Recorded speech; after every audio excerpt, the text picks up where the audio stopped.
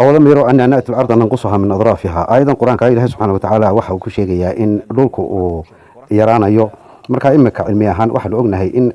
in dhulkii ugu horeeyay ee Ilaahay uu sameeyay uu 100 jeer ka weynaa imika kan aynu dushiisa taaganahay ee waqtigan imika aynu jirno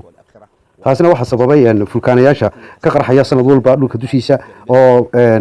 intaas oo milyan oo tan oo canaasirtii khafiifka ahayd ee dhulka u lahaa ayaa hawada u baxda oo dabeedna atmosfeerka kor ugu baxda taas ayaana sababtay in yaraanta dhulku uu samaysmo waxa kale oo la leeyahay cadeeda marka aad eegto quwadda ay isticmaalayso ee nuclear iyo fusionska ay sii deynayso ilbiriqsigiiba waxa ay lumisaa qiyaas lagu qiyaaso 64 milyan oo tan oo ka kooban quwadeedii ay mahaysatay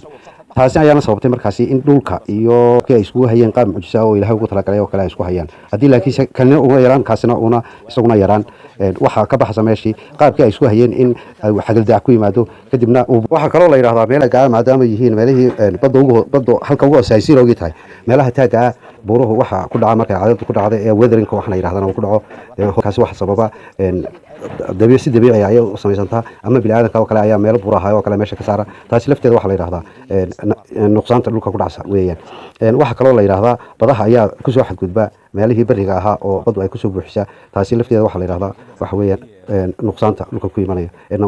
maadaama oo markaas dhulka marka ay qiyaasayaan culimadaasi marka sayniska iyo aqoonta imika kasbiga bilaadanka uu taagan yahay ay ku qiyaaseen in cimriga marka la eego dhulku uu yahay 14 milyan oo sano waxa ay xisaabiyeen sanad walba inta baakiin ah ee qarxasa dhulka ka qarxasa iyo cunsurkaasi hawada gelaya ee ayna cusjiidadka dhulku una qabaneyn iyo waxa isku dhifday inta sano oo ay yahay kadibna halkaas ay xisaabtaasi ka soo saareen oo ay qiyaasaan ay ka qaataan eegaao dhinacyo kale laga eegaa marka la eego taa uu leeyahay ayaa qaab microscope ah oo weynaysa ayaa lagu eegaa kadibna jiriddu inta ay taagan tahay iyo qiyaasta jiridda ayaa waxa laga soo saaraa halkaasi sanadkaasi waqtiga uu geedkaasi marayay cimiladu sida ay ahayd habeenkii iyo maalintu sidoo ahaa biluhu intay ahaayeen sanadadu intay ahaayeen ayaa laga soo qiyaasaa waxa kale laga soo qiyaasaa nooca carrada uu qaatay geedkaasi